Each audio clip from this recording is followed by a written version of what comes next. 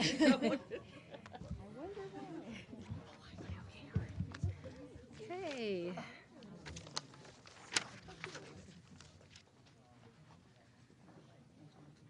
Okay. Are we ready to begin? Yeah? Okay. I wanted to welcome everybody to this roundtable on challenges facing Asian American and Pacific Islander low-wage immigrant workers. My name is Pat Hsu. I'm the director of the Office of Federal Contract Compliance Programs. And I think this is one of the very first roundtables we've had on this subject at the Department of Labor. So I welcome all of you. And now it's my really distinct pleasure to introduce somebody who probably doesn't need much introduction with this group, Secretary of Labor Hilda Solis, who is a friend to all workers, whose vision of good jobs for everyone is both imaginative and visionary and filled with her sense of heart and justice. It is really a pleasure for me to work for Secretary Solis and to work for this administration. I don't have enough time to express and articulate all the ways that Secretary Solis, both as the Secretary of Labor and in her entire life, has been committed to workers. But for purposes of this roundtable, let me say that she was very involved in the El Monte case. It was a case that happened in her district. She was well aware of these garment workers who really lived under slave-like type of conditions. And it was her persistence and her interest and commitment to these workers that eventually led to, I think, a good result for them.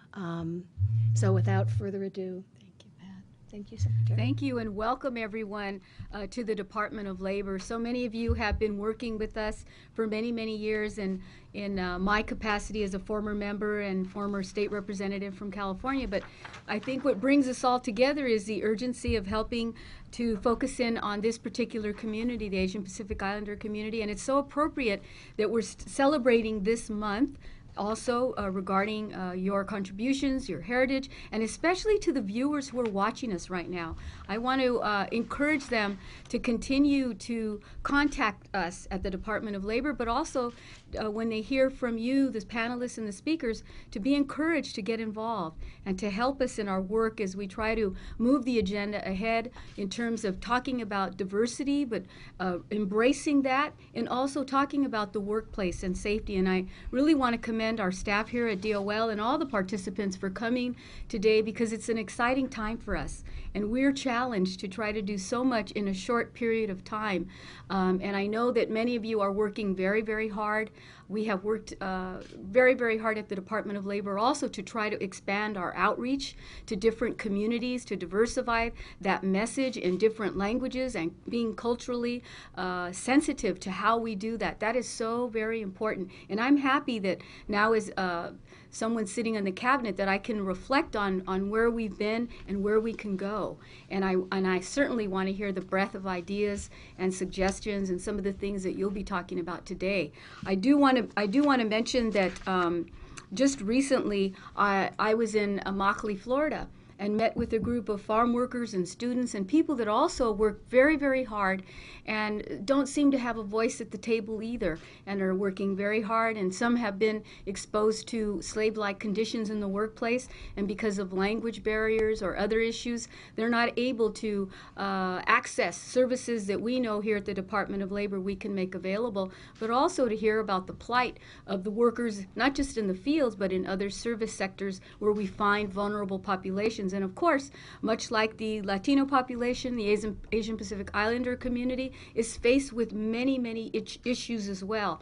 And we want to be able to encompass that and work to come together to have more of a, I think, a plan that brings us all together, that connects us, not just when there's a crisis, but also to help celebrate the positive things that we're doing and hopefully plan ahead for future generations. And I see my friends here in the audience, and I want to do a shout out to Julie Sue, who was one of the lead attorneys in that Thai worker case. And it really wasn't my doing that I accomplished much. It was the work of the advocates, immigrants' rights groups, and also at that time Department Department of Justice, and others that took a strong interest in what happened in El Monte. 72 Thai workers, mostly women, were held in servitude for 7 years. And there were about 100 other workers of Latino descent that were also brought in each day to work, but it was like an encampment, and there was barbed wire inside the facility, so you could not leave the facility. These people were there as indentured slaves. They had to pay off their fare for coming to this country. They were mistreated, and a lot of what was embarrassing, I think, was that there were contracts that were given by major corporations to this subcontractor who then brought these individuals in, unbeknownst to them, kept them there in slave-like conditions. It's a horrible stain in our U.S. history and what happened, but we know we have remedies, we have steps and actions to take, and I know now, because I've met some of the women again recently and saw them here in Washington. They're advocates now. Many of them have their own businesses. They've become educated. They've also been able to become naturalized citizens. So out of a negative situation, there are some positive things that we can learn from some of the activities that go on with the help of organizations like yours and working with the federal government. So I just want to basically say that we're here to listen. You're going to hear from some of our staff as well. They'll be able to answer questions. We are really ramping up our Department of Labor here, but trying to be friendly, accessible, and really understand the individuals that we need to be serving. And you, as our stakeholders, are a part of that mosaic to help us get this job through. So we have a lot of people that are here that are going to speak to us, and I know we don't have a lot of time, but I am very, very pleased to introduce one of my good friends here who's visiting from the White House, and that's Tina Chin, and she's the director of the White House Office of Public Engagement, and I want to ask her to say a few words. Thank you, Tina, for coming. Oh, thank you, Secretary Solis. And thank you to all of you for being here, and for those of you who are watching this on the webcast. First, let me thank Secretary Solis and Patricia and the folks here at the Department of Labor for hosting this forum during here Asian American Heritage Month. I think this is a perfect example of what we want to do during this month, which is to both celebrate the richness of Asian American and Pacific Islander culture in our community this month, but also to use it as an opportunity to raise issues of concern in our community and highlight those issues so that we can move forward on them. I also want to acknowledge my colleague Chris Liu, who is the Cabinet Secretary for the President and for the Cabinet, who's joined us here and who's been just a great leader and spokesperson for the Asian American Pacific Islander community in this administration. And also Kiran Ahuja, who you will hear from later, who is now our Executive Director of the White House Initiative on Asian American and Pacific Islanders. And again, this kind of effort here at the Department of Labor is what the initiative is here for, and that is to make sure that the issues concerning Asian American and Pacific Islanders are addressed throughout the federal government. She has an interagency working group that Department of Labor is part of and an active participant on that is working to identify those issues across the board, and will be actively working on those. And we have seen, even just in the last recent weeks, examples of how issues concerning the Asian American community need to be addressed in everything that we're doing. And I'm speaking, of course, of the oil spill going on right now in the Gulf Coast, where the Vietnamese American community is especially hard hit. The Vietnamese people who are in the fishing industry there have particular needs, and I want to thank Karen and her staff, and you'll hear more about it, for what they are doing to ensure that we are have language appropriate information and that we're doing outreach and giving a voice to that community. And finally, thank you to everyone who's here. You are all leaders and advocates, and I especially want to thank the workers who are here. You are providing an important voice to all of our fellow members in our community who sometimes don't have a voice here in Washington. And today is a really important opportunity to raise these issues, shine a light on them, make sure that we are paying attention to what's going on out there on the ground, and that we as the federal government can have an appropriate response. So thank you all. Okay, I think what we'll do now is we'll just go around the table. If everyone could introduce themselves. We'll start with you, Chris. Chris Liu with the White House Office of Cabinet Affairs. Tina Chen, White House Office of Public Engagement. Kiran Ahuja with the White House Initiative on Asian Americans and Pacific Islanders. Creativity Design, New York Taxi Workers Alliance. Karen Narasaki, Asian American Justice Center. Lillian Galedo, Filipino Advocates for Justice. Amado Uno Apala, the Asian Pacific American Labor Alliance. Young Shin, Asian Immigrant Women Advocate. Nguyen Ding Thong with BPSOS. I'm Julie Sue with the Asian Pacific American Legal Center. My name is Sokler, Burmese Korean interpreter for clients on U. My name is Country Visitor. Chad Rink with the Iron Workers Union. Hu Yong with National Jobs with Justice. Dua Thal with the Southeast Asia Resource Action Center. Phil Tom, Center for Faith-Based and Labor Partnership for DOL. Nancy Leppink with the Deputy Administrator of the Wage and Hour Division. Mary Beth Maxwell, DOL. Polly Gasaki, Administrative Review Board, DOL. And Nancy Chen, Women's Bureau. Elmi Bermejo, Director of Intergovernmental Affairs here at the Department of Labor. Debbie Berkowitz with OSHA. And Gabriela Lemus with the Department of Labor's Office of Public Engagement. The format we're going to follow today is we're going to have a number of presentations by workers, and then we're going to have some open discussion.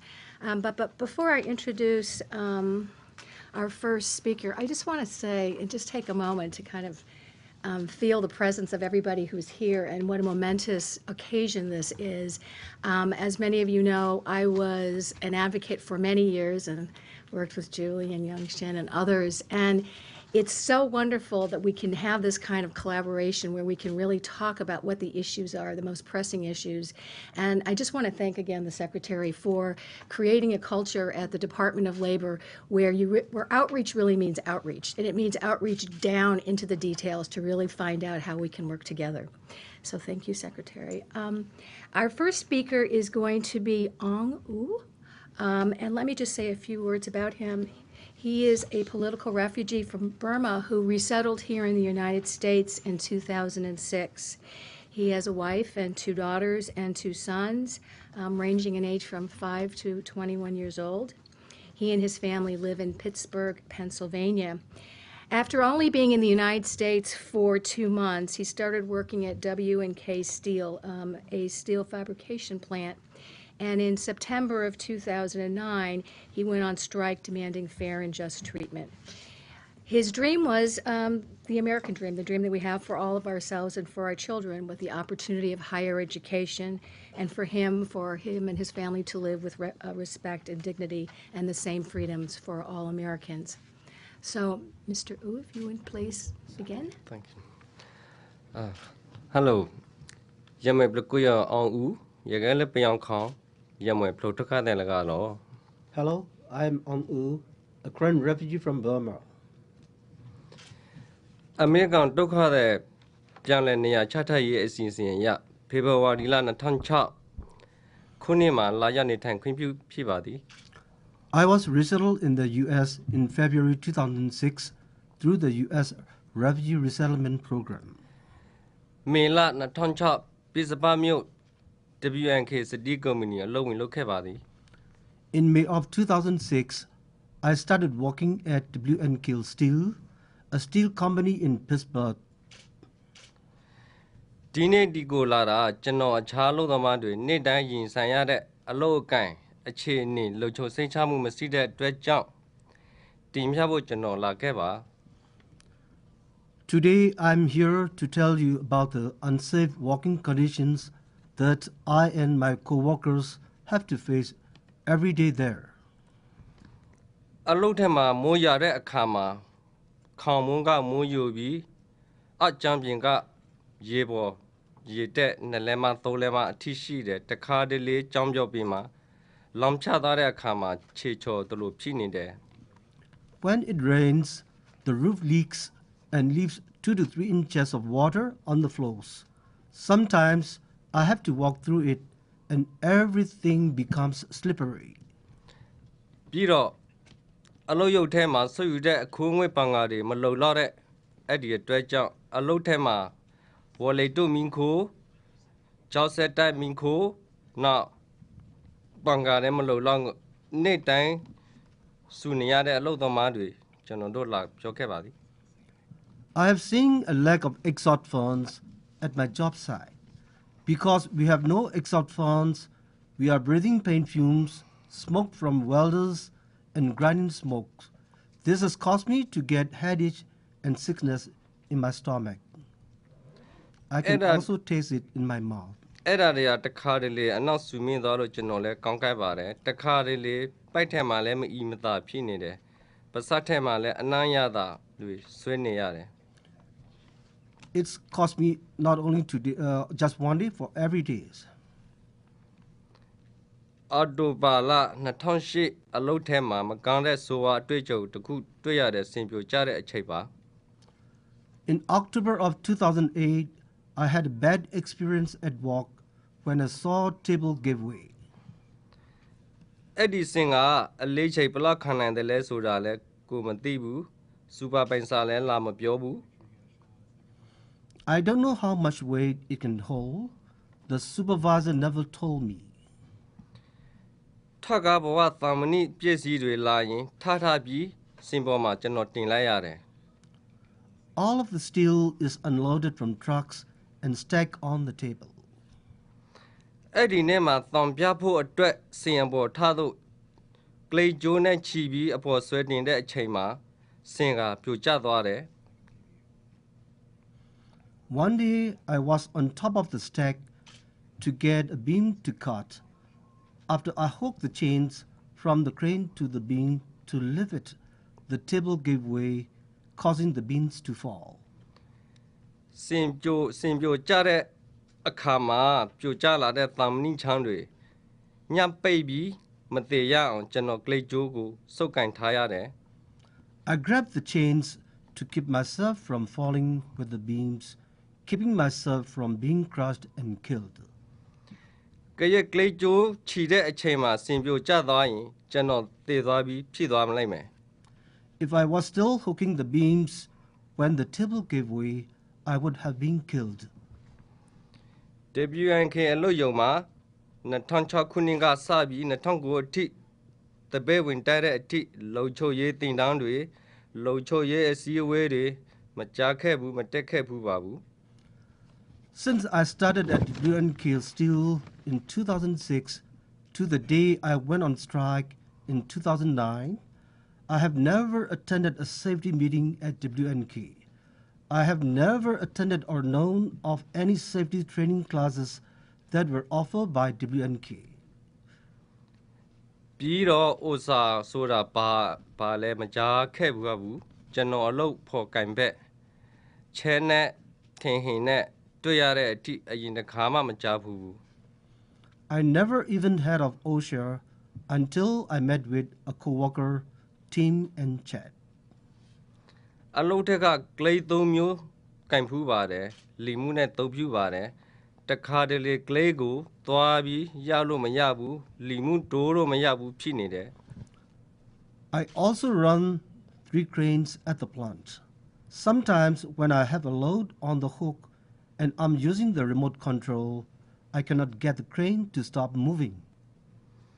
ကျွန်တော်ကလေးကျိုးကိုဘယ်လိုစစ်ဆင်ရမှန်းလည်းမသိဘူးတင်တောင်းလဲလာမပေးဘူးကုမ္ပဏီမှာအလုပ်သမားတွေခရူးဆိုင်မဆိုင်လို့ဖြစ်နေတယ် I have not been trained on its use or how to inspect the chains that I use or the crane to keep it safe.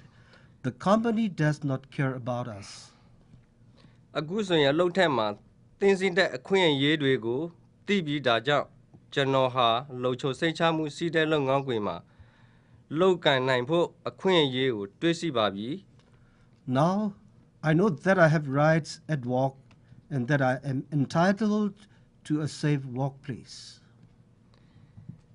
ဒီကိစ္စတွေအားလုံးတွေဟာအလုပ်သမားအခွင့်အရေးလူအခွင့်အရေးနဲ့လူချင်းကောင်းပုံဖြတ်နေတာနဲ့ပတ်သက်နေတယ် All of these matters are related to worker abuse, human rights violations, and exploitation by men on men. အဲ့ဒါအတွက်ကြောင့်မို့ချဲနဲ့ထင်ဟင်နဲ့ကျွန်တော်နဲ့တိုင်ပင်ပြီးတပိတ်တိုက်ပွဲဝင်ခဲ့ပါတယ် That's why Tim, Chad, and I discussed these matters and went on strike. ဒါဝန်စီသက်ဆိုင်ရာလူကြီးမင်းများဖြစ်စဉ်းစားပြီးအရေးယူပေးပါရန်လေးစားစွာမေတ္တာရပ်ခံပါသည် I would like to urge the authority concerned to put under your consideration and take an action as necessary. စက်ခုတို့မှာလို့ Thank you very much. Thank you very much for sharing your story with us and for your courage and bravery. We appreciate it. Dr. Thang is going to be our next speaker. Dr. Thang arrived in the United States as a boat refugee from Vietnam in 1979. He graduated in 1986 from Virginia Tech, is that correct? Right. With a PhD in mechanical engineering. And he also holds an MS degree in electrical and electronic engineering from Johns Hopkins University. For 13 years, he worked as an engineer and a quality control manager at a research lab in Bethesda, Maryland. He holds several patents and has received numerous performance awards.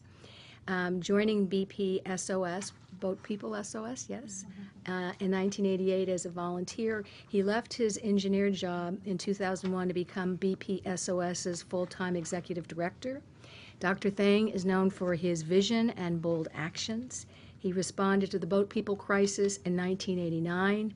He established the Legal Assistance for Vietnamese Asylum Seekers, LAVAS, which set up legal aid offices in the Philippines in 1991 and in Hong Kong in 1992. Is that correct? That's correct. To defend the refugee rights of the Vietnamese boat people.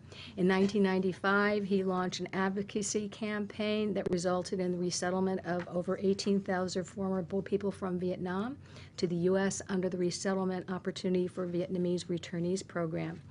He successfully championed the establishment and reopening of several refugee programs, such as the Priority One in Country Refugee Program, the Humanitarian Resettlement Program, and the Davis Amendment. Clearly, Dr. Thang is a visionary, and we're so happy to have you here to share your story with us. Yes, thank you, Madam Secretary. I just came back from a long trip to Guam and Honolulu and then to the Gulf Coast. I was in Guam and Hawaii working on several cases of labor trafficking involving Vietnamese. So I would like to address that at another time when we have the chance. But I come here to talk about the effect of the oil spill on the Southeast Asian communities in the Gulf Coast, including Alabama, Mississippi, and Louisiana. There are approximately about 40,000 Southeast Asians in that region, mainly working the fishing or seafood processing industries or derivative jobs there. Most of them speak very little English. Many of them cannot even read or write in their native languages. And that's the reason why they migrated down to that area to work in the fishing industry and related industries that do not require a lot of English or literacy. If I have to describe the state of that community now, I would say confusion, anxiety, fear. There's very little information available in their native languages, and yet there's a lot of misinformation that they have been subjected to. Many of them have lost employment. For instance, in Alabama, Bayou La Batre, that is the seafood capital of Alabama, the last oyster processing plant was closed last week. So all the workers in those plants are now unemployed. Now BP has operated its Vessels of Opportunity program. Many of these unemployed people have signed up. Few of them have been called on to do the work. But what I'm concerned about is that they have not been provided proper training, including OSHA training. Quite a lot of them attended training in English they didn't know anything about. They didn't understand a word of what was said, and yet they got issued a certificate of completion. So now they're deemed to be safe and ready to go out to work in a very hazardous environment. So that is what concerns me a lot. Two, many of them are now unemployed, so they need some help. However, what they got is a lot of lawyers coming to town trying to recruit. Little did they know that litigation will take years, and yet they need to place food on their table the next day. And there's no program as yet. So we call on you. I know that after Katrina, there was the National Emergency Grant as kind of interim grants where people can get employed with nonprofits to do community service, and that might help a few. Extension of the unemployment benefits, but more importantly, the fishing industry in that region is dying anyway.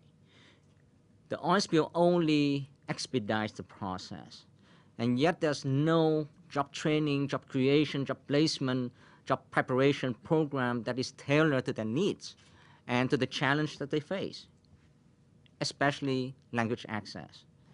Very few of the people that we have helped can enter into WIA-funded job placement programs because they don't speak the language. So they need some preliminary programs to prepare them. So I call on the Department of Labor and especially Madam Secretary to focus on making sure that WIA-funded programs do serve the needs of this extremely vulnerable and disenfranchised and underserved and understudied population of Southeast Asians. And I would like to make a few recommendations here. One is that for 8 to 9 years now, OSHA has funded us to train a lot of Vietnamese-speaking OTI, that's OSHA Training Institute certified trainers. They are now across the country. They are not in the Gulf Coast.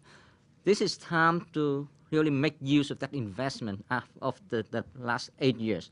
Bring them to the Gulf Coast, because not only we need certified interpreters, they need to understand the concept behind workplace safety and health. And you already have trained quite a few of them. So please bring them down the Gulf Coast now. Second, the faith-based and community organizations in that locality, they are by default, they are the de facto first responders. They are there. They have to do something for their own community. They have no choice. However, they do not have the resources. So they have used whatever they got already to help the community, but they need help. Thank you. Thank you very much. Dr. Tang, thank you so much for bringing all these points out there of, as you might know, of great concern to many of us here at this table. And I have asked Debbie Berkovich, who represents our OSHA office, to respond, to give you some insight as to what we're doing and what action. And certainly we want to work with you to see how we can better the situation there in terms of interpretation and services at the OSHA, with respect to OSHA. So Deborah, if you don't mind. Yes, hi, it's so nice to meet you, and I'm sorry it took me so long to meet you, but right from the very beginning of the oil spill, our first concern was the workers who are going to clean up this spill. We have a lot of experience in the agency from the Exxon Valdez and how we didn't do things quite right then, and a lot of workers are still sick from it. And then 9/11 and the first responders that happened there who also suffered lots of illnesses that came out later on because, it was a learning experience. So the person actually running our operation down there came from Exxon Valdez, and so was used to this. But we have, it was very clear to us from the beginning, and this is a little hard for us because, we are doing this jointly with BP right now, and that may not continue for that long. So we are in what's called compliance assistance mode. We went into it the day the spill happened. 11, workers were killed, and now, of course, nobody's even talking about them on the rig. So we have 21 compliance staff down in Louisiana, Alabama, Mississippi, and Florida at all the staging areas. And it was very clear right away that once the oil hit shore, that workers, anybody who was employed, needed 4 hours of safety and health training in a language they can understand and a vocabulary they can understand. So if they didn't read and write, you couldn't put slides up there and ask them to read and write it in whatever language. So, that's sort of our law. And so BP told us at the beginning, can I say this? That they only wanted to hire English-speaking workers. So we pushed back really, really hard and say, no, you can't. We got on the call with the governors and told them that we're going to insist that, they hire local people. And so then they brought someone on who was a Vietnamese person who held a meeting with the Vietnamese community. Our staff came, and I don't really understand how this happened, but they didn't speak the same dialect as the community members, and they were booed off stage. So we realized that this was a big problem. And so it's taking us a while, but our material is now in Vietnamese that we've just translated to get down there. And we insisted that BP last week translate all their material into Vietnamese. They said, can you do it for us? I said, no. You run the world, you do it. And so we gave them our translators plus the State Department's translators information. They have just translated their training into Vietnamese. They held their first real 4-hour training program yesterday, and we had a Vietnamese compliance officer plus the White House liaison was down there, as well as EPA sent somebody, and it was way too high literacy, and they got real-time feedback that this is not how you train anybody. I want to tell you that, and our staff is now meeting. They just met yesterday with members of the MQVN community, and so I think we're also very worried about the fishermen going out on boats. BP has told us they're safe. Here are the levels that workers are exposed to it's weathered oil out there, which means most of the hazardous chemicals should have already evaporated. But there are a lot of concerns, like in Huffington Post, that may not be true, and BP has given us a lot of data. But we decided we're going to get our own data, and so we're going out on the boats with the fishermen in Alabama and Louisiana, and we hope to be out on them tomorrow. We're working this out with the Coast Guard because, our jurisdiction ends at 3 nautical miles, and then it's the Coast Guard jurisdiction, but we're in compliance assistance mode. So, we're sort of on top of this, and I'll meet with you afterwards because it'd be good to meet together and to use your network to distribute all our material. But one thing I also wanted to say is we're aware of fraudulent training. So we are aware that companies are just training people and giving them cards without actually them being trained. And David Michaels, our Assistant Secretary, was on the phone today for 3 companies that we have heard that are, where our compliance officer said, no, it's like everybody here speaks Spanish, it's in English, or they're giving a 40-hour training in 3.5 hours. 40 hours, so he's been calling them, saying that we're going to turn this all over to the state attorney generals, and so we're trying to keep on top of this. But we hear you, and let's work together. And really, if this continues, we'll end up going into enforcement mode and start citing BP. So thank you, Debbie. One last comment I'd like to make, Dr. Thang, is that we are right now working as we speak on helping to provide legislation so we can also assist those dislocated workers and folks that are out of work now. So we know how important this is. The administration's already worked with SBA to get loans out to small businesses, and if you need any assistance in that way, please feel free to call us. Our ETA Assistant Secretary is Jay Notes, who's been on this from day one, and I would very much like to have more conversation with you so we can specifically address the needs that you're bringing to the table. But know that we're working very, very quickly, as fast as we can, and we know that we need help from the community. They know best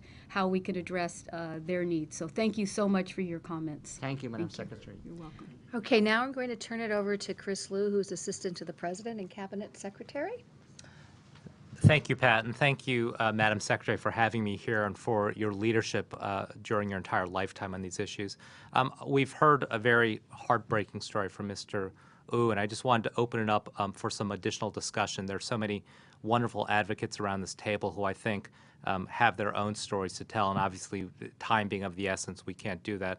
I'm just going to call out a couple of people. Julie, can I ask you, since the Secretary has already talked about the plight of the Thai garment workers, if you could just, for those of us who aren't as familiar with that, just for a couple minutes talk about the type of conditions that existed for them and how you all used litigation as a strategy to help better their life. And given that time is sort of the essence, if you can sort of keep it to about 3 minutes, that would be great. Sure. Thank you very much. Well, as Secretary Solis already mentioned, and as many people in the room are probably already familiar with, in 1995, 72 garment workers from Thailand were found working in an apartment complex in El Monte, California, where then Assemblywoman Solis, later Senator Solis, now Secretary Solis, was the representative. And those workers were held against their will. They were trafficked into the country and forced to work 18 hours a day or more, sewing garments for the nation's top manufacturers and retailers. So what they would do is get up at the crack of dawn, go downstairs, sew garments.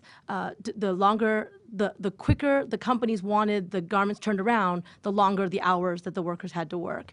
And they were not allowed to make any unmonitored phone calls or have any uncensored letters.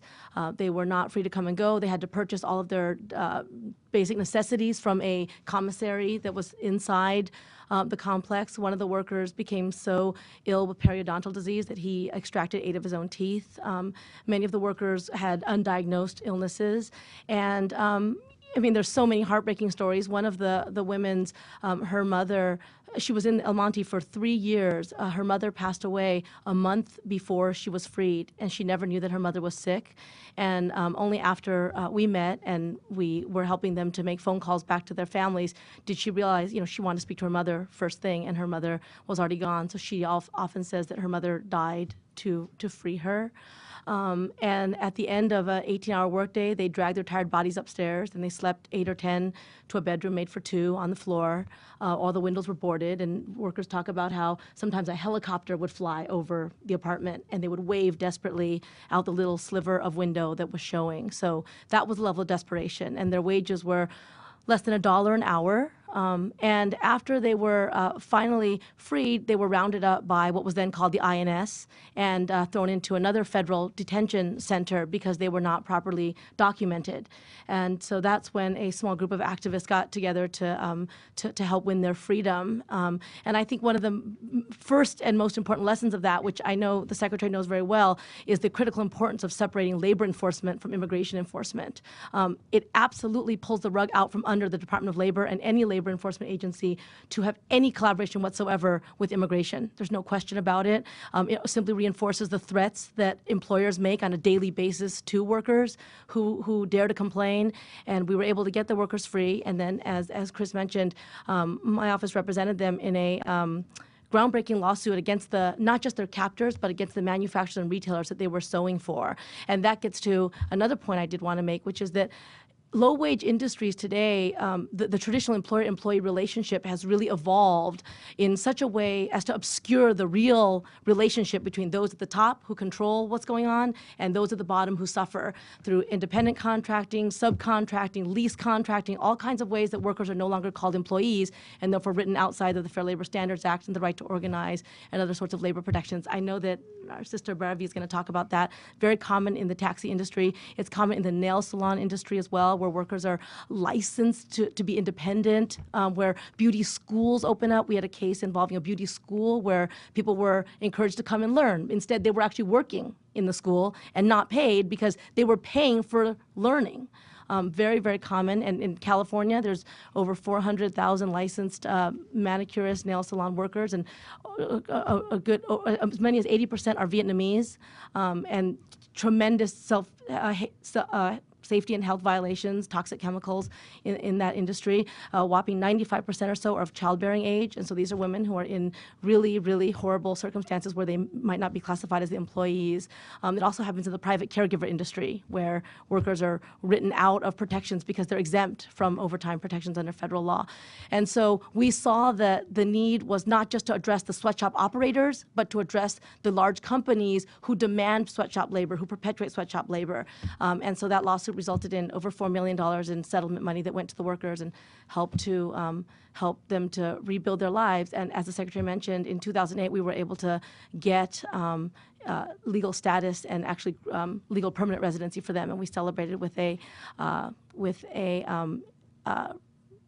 naturalization ceremony actually at my house. We celebrate every year, still in August. Every year we get together for what's called a freedom celebration to commemorate their freedom and their struggles and also the ongoing struggles of workers in the garment industry. That's really an amazing story. So thank you for all your efforts. We've talked a little bit today. Julie just highlighted the impact that litigation can have. We've talked about possible legislation. We've talked about labor enforcement. But so many of you on the ground are on the front lines and providing day in, day out support, whether it's job training, it's language skill development, whether it's breaking down cultural barriers. I just want to call on a couple folks. I know, is it Julie? I'm sorry, Lillian Galedo with the Filipino Advocates for Justice. I know your organization is helping to provide some of those services. Can you talk for a couple of minutes about what you all do? We're working with two vulnerable sectors of the Filipino community. One are caregivers. In Alameda County, there are a number of private small group homes, many of them actually owned by Filipinos and operated by Filipinos, that hire immigrant women, many of whom are not authorized to work, to provide round-the-clock care for their patients. And so we find that these workers are extremely isolated. They're basically on call 24/7. If they're sick, they have to try to find their own substitute. You know, they're very unknowing of what their rights are, what any prevailing wage might be. In some situations, there's sort of a feudal relationship between the workers and the owners of these home care situations. They're recruited from the same part of the Philippines that the owners come from, and so there's this, you know, thing where you're all part of my extended family. I'll take care of you. In many situations, their documents are held, or their passports, and so there's a lot of fear and a lot of separation. I mean, there's very little way for us to organize collective action because they're not in communication with each other. There was also not too long ago a situation where a number of home care workers were recruited for a larger facility, and they were all housed in the basement of the facility. This was in Santa Cruz, and they were allowed very little time off, and could see people through the window of the basement, but they were not allowed to go out and get to know anybody outside of the building. And there were a couple of union organizers who learned of their existence and tried to make communication with them, but the fear factor was too high. And I think that I'd also like to make the link between those worker situations and immigration, because I think we have to recognize that a large sector of our working population are part of the world migration of people, that in the global economy there's a sort of permanence of migration, and that we have to kind of pay attention to that, there's kind of a movement underfoot globally about the rights of migrant workers, and I think that we're not paying any attention to that. Our country isn't a signer onto the UN Convention of the Rights of Migrants and their Families. Most of the signers onto that are the sending countries, like the Philippines, Guatemala, you know, these small countries that recognize that the migration will continue given, you know, how globalized our economy is. The other sector that we work with are low-wage workers at the airports, and these are people who are wheelchair pushers, baggage runners, ticket checkers. There's a lot of immigrants who hold these jobs in the Bay Area. Filipinos were about 60% of those workers up until 911, when they were brought, the screeners were federalized, and so most of them lost their jobs. We continued to work with the people who weren't able to become screeners because they were not citizens and couldn't pass the new exam, but continued to work at jobs that were separated from the screener positions, and these are the ticket checkers and the baggage runners. Most of these workers are older workers. They're in their late 40s up until like 75 years of age. They have to continue to work because they are relied upon by family in the Philippines as well as family here to continue to work. And this past year, one of our leaders in a worker-led organization that we have at the Oakland airport died. He collapsed on the job, and it was a good 20 minutes before an ambulance whisked him off to a hospital, and they didn't take him to the nearest hospital. They took him to a hospital that was farther down the freeway, and he passed away the second day. So there wasn't a lot of training among the workers to respond, and you know, in this situation, people need to have more of a conscious training around health and safety on the job. Their wages, their hours are really irregular.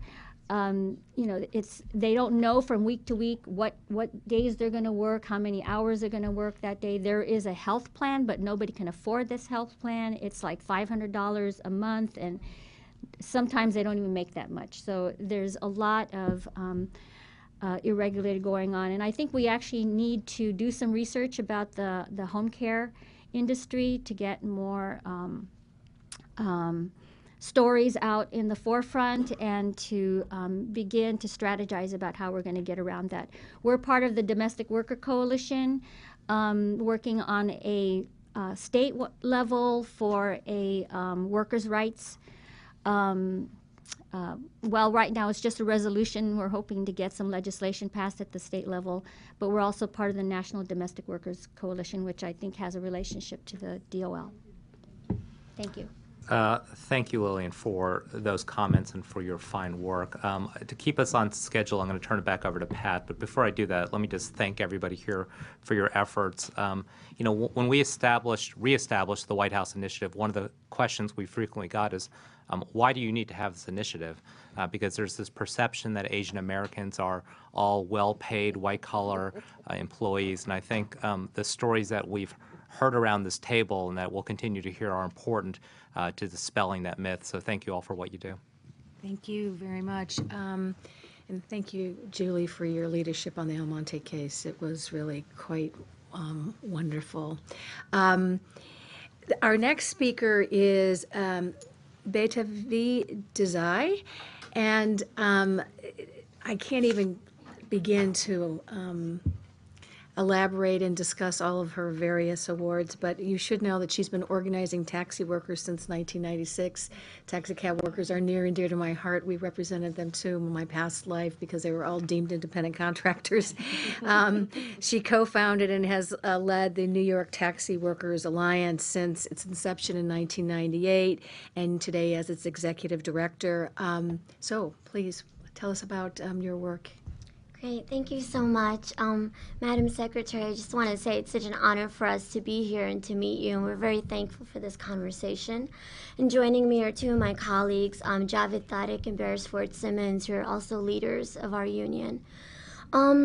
As Julie and Patricia have already said, you know, taxi drivers in New York City are classified as independent contractors and throughout various cities in the country.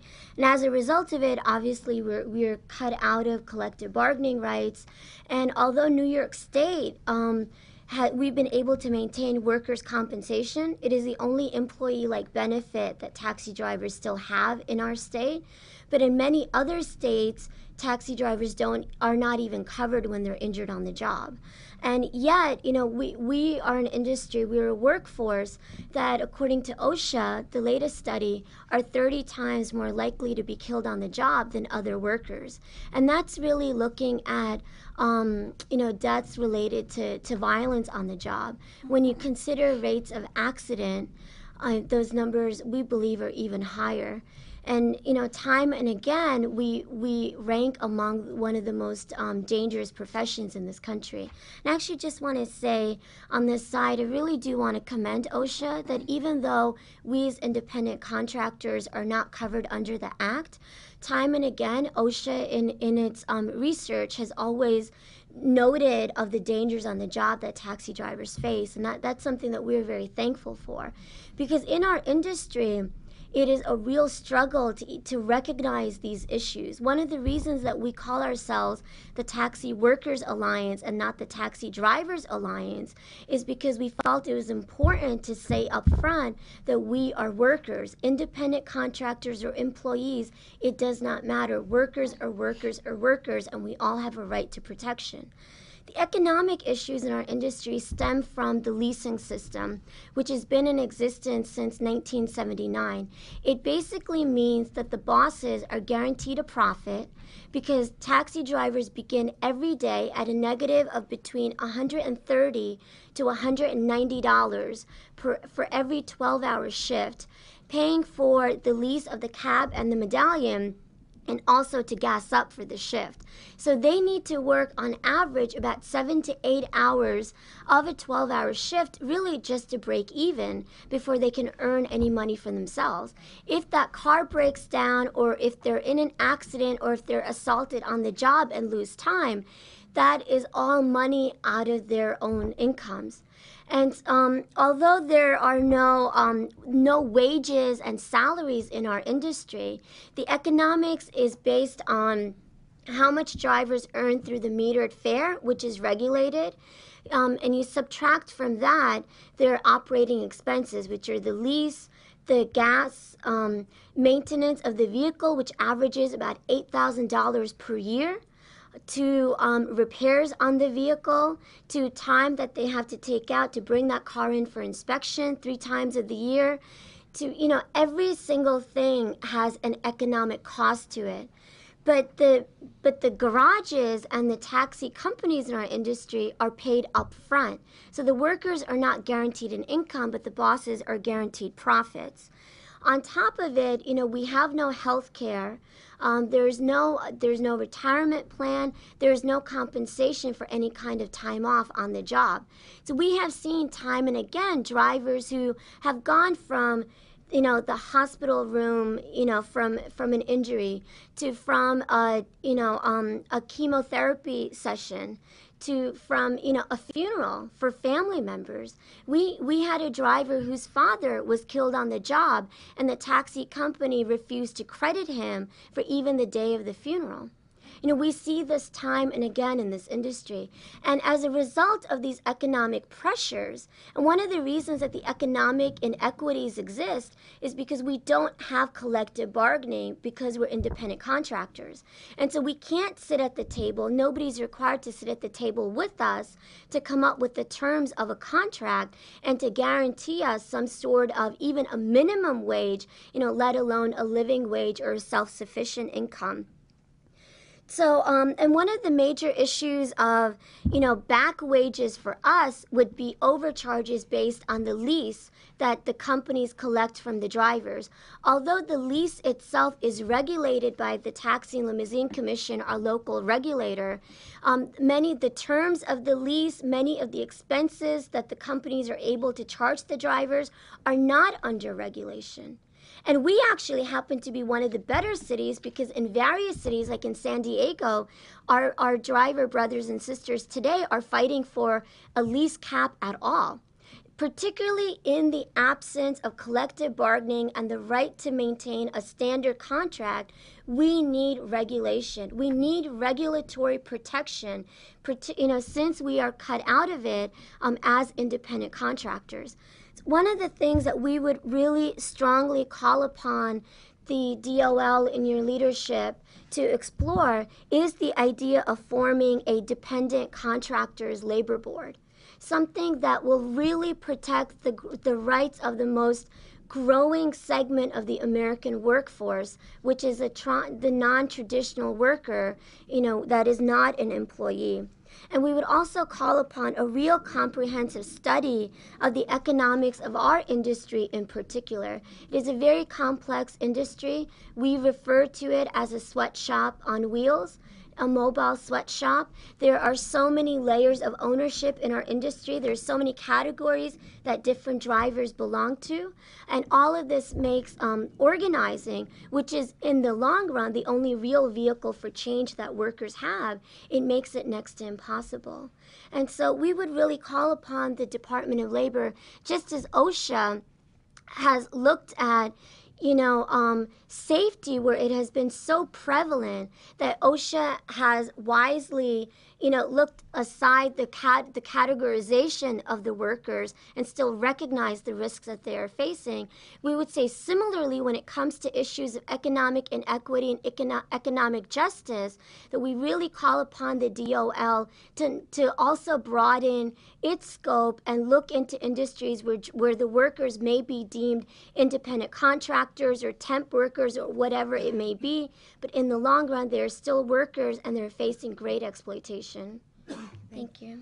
Could I just add something? We are looking at the issue of misclassification and have funds apportioned for that to look at how we can help states begin to look at that process, something that we all care very deeply about and know there's a lot of abuses.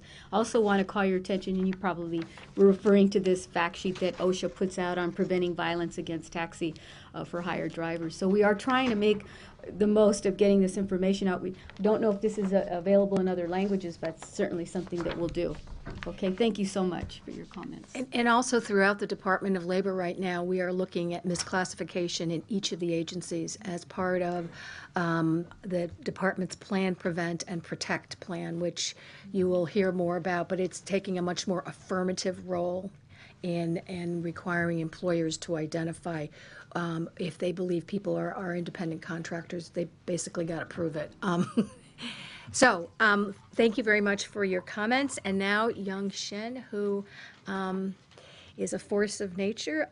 If you've known her as I have and from the Bay Area, Young co-founded the Asian Immigrant Women's Advocates, AWA, where she has educated and trained literally thousands of Chinese, Filipino, Korean, and Vietnamese women working in the hotel, garment industries, as well as restaurant, electronics, and nursing home industry. She graduated from Hastings College of the Law in 1983 and is very well known among immigrant workers. So Young, please.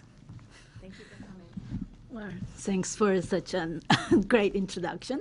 And first, I'd like to thank the Department of Labor and Secretary for hosting this roundtable. For the last 26 years, Asian immigrant women advocates has improved the working conditions of AAPI immigrant women workers, like what Patricia talked about, by providing education on labor rights and developing women's leadership to exercise their rights and engage in collective action. So our approach has been really the education and leadership development and collective action. And in particular that women workers at AWA challenged and unsuccessfully demanded the corporate responsibility of garment workers, and which, I happen, Julie has been part of. And like El Monte case, and then we also developed the ergonomic solutions to prevent workplace injuries among garment workers in 2004. And I'd like to call the attention to also thank OSHA for providing, you might not know, through Susan Howard training, that continued training of the ergo training to the garment workers. And then I know that a lot of you talked about how important to train the culturally and linguistically competent the OSHA training, and that's what we are trying to do. So, we certainly like to talk more about it. And since my topic is where AAPI immigrant women workers, as you probably know, they often work in small businesses in low-wage, gender-based jobs, such as, Patricia already talked about, and then also Lillian talked about, seamstresses, electric assemblers, hotel maids, home care aides, packagers, child care, nail salon, and food service workers. And these gender-based jobs are characterized by repetitive tasks, low wage, and high risk of job loss. Before I came here, I asked our women workers what are their top concerns are. They said they are very insecure about their jobs and they are scared because they suffer from low wages, long work hours, frequent layoffs and slowdown, and workplace injuries without any recourse to the workers' compensation. And briefly, I'd like to share some testimonials. And next event like this, I love to see more workers like U coming and multilingual, multicultural setting, so workers themselves can testify. But short of that, Ms. Wang, she talked about how she has worked at the restaurant for 3 months without getting paid. And when she asked her boss pay, and the boss said, well, when the business gets better, we'll pay you. And after 3 months, she finally had to press it. She said that they would never voluntarily pay her. So non-payment wages is still alive. And, with education and leadership development, we are pushing it, but that's really the issue. And they get paid. I know that, Lillian talked about $1 an hour, $4 an hour. I mean, this is like a sub-minimum wage we are talking about. And Ms. Fong talked about she worked at a bakery for 9 years. Her job involves the frequent lifting of the heavy boxes and pans and bags of ingredients and other items.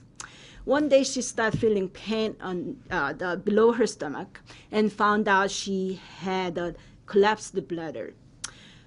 And although the heavy lifting is a known cause for this condition, she paid for this surgery out of her own pocket because she was afraid she would lose her job if she asked for workers' compensation. So how can, there are more stories that we can talk about, but I know that I also like to talk about how can we improve these working conditions of the immigrant women workers. What we believe at Asian Immigrant Women Advocate is it needs to be really significant and long-term investment. People talk about we want to do training, but it really has to be systematic, significant, long-term investment in education, leadership development, and it has to be, we talked about, culturally and linguistically competent. It cannot be just any leadership training. And support for collective action in partnership with allies such as AAPI and Department of Labor. And we think these approaches are key to improving these working conditions. Through educational efforts, immigrant women learn about their rights. And then through leadership training, they develop skills and competence to exercise rights, and we have seen that. And then working together collectively to bring about in partnership with professional advocates, bring about the changes through campaigns, grassroots campaigns in low-wage industries that hire AAPI garment workers. I'm certainly happy to talk more about these issues in future, and thanks for the opportunity. Thank you. Our next speaker is going to be Amado Uno, who is currently the Executive Director of APALA, which is the Asian Pacific American Labor Alliance, AFL-CIO, the first and only national organization for Asian Pacific American Union members, and their mission is to advance worker, immigrant, and civil rights. So please. Patricia, thank you so much for that background and a brief introduction of our organization. Madam Secretary, thank you for your leadership to convene this historic gathering. Again, my name is Amado Uno. I currently serve as the Executive Director of APALA. Founded in 1992, APALA's primary programs are built on 3 primary pillars: training the next generation of Asian Pacific American Union members, mobilizing the APA electorate, and strengthening labor and community partnerships. I'll be focusing my talking points on this last pillar. So as many of you know, a recent report by the Center for Economic and Policy Research found that Asian Americans and Latinos are the fastest growing groups in the unionized workforce, and that 2/3 of APA union members are immigrants. So it is critical to recognize that when we're discussing the more than 755,000 APA union members in this country, we're also talking about a segment of the workforce that is primarily foreign-born. Furthermore, the study found a clear advantage for Asian American union members. For example, Asian American union members earn 9% more, are 19% more likely to have employer-provided health insurance, and are 25% more likely to have an employer-provided pension. Furthermore, this union advantage is greatest in the 15 lowest paying occupations. Thus, we know that unions provide a clear path to achieve greater economic stability for APA workers. We're also acutely aware that unionization is not the only path, and that unions can and should do more to effectively engage APA workers. APALA believes that strengthening labor and community partnerships is a critical component of our mission, and we believe that we have contributed to building stronger bridges between organized labor and the broader APA community. One of the ways that we did this was last year, borrowing a format created by our friends at Jobs with Justice. APALA and the AFL-CIO organized the first national Asian Pacific American workers' rights hearing focused on the right to organize and the rights of immigrant workers. Asian Americans have been workers in this country for over 150 years, and yet in 2009, it was the first time that we held a national hearing on Asian Pacific American workers' rights. Co-sponsored by over 20 local and national organizations, some of whom are in this room, and shared by someone that the Secretary, who is probably familiar with, Congresswoman Judy Chu, as well as AFL Secretary-Treasurer Liz Schuler, the hearing provided a national platform to highlight APA workers' stories. The participation of Mary Beth Maxwell, Senior Advisor to the Secretary of Labor, was also greatly appreciated. While the hearing profiled APA union members, there was also a very conscious effort to include non-union members, including excluded workers like a domestic worker. And what we learned from this hearing is that APA workers face unique challenges and obstacles. In a forthcoming publication, Breaking Ground, Breaking Silence, several recommendations are laid out for the Department of Labor. One of these worker stories was Brother Ong U from the Iron Workers. Another story was that of Ricky Lau, a Taiwanese immigrant in the Bay Area. An electrician by trade, Ricky worked for NBC Contractors. NBC Contractors received millions of dollars in public works projects around the Bay Area. What many people did not know was that Ricky and many of his co-workers were forced to fill out 2 time cards. One stating that they worked their true number of hours, which was 60 to 70 hours, and the other stating that they would work anywhere between 16 to 20 hours a week. What NBC Contractors was doing was stealing literally millions of dollars from Ricky Lau and many of his co-workers.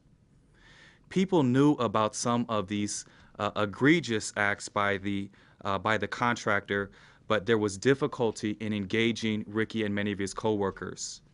So through the leadership of IBEW, which is the International Brotherhood of Electrical Workers, they hired a compliance officer that spoke Mandarin and Cantonese that was able to earn the trust of Ricky and some of his co-workers.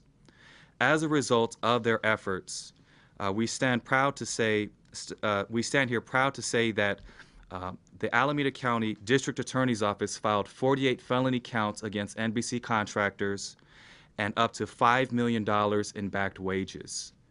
But we know that there are many other Ricky Laus out there. And so some of the specific recommendations that we have for the Department of Labor is to encourage the department to use all sanctions available under the Fair Labor Standards Act against employers who commit wage theft, including criminal prosecutions for employers who do so willfully. To increase protections for workers who speak up and add tools that the DOL and courts can use to investigate cases and recoup money that workers are owed. To provide increased resources to hire increased numbers of culturally competent officers to work directly with API workers and communities. To provide increased resources to ensure language access is a priority to educate and engage APA workers. To request all federal agencies, and particularly the Bureau of Labor Statistics, to collect and disaggregate Asian Pacific American subpopulation data.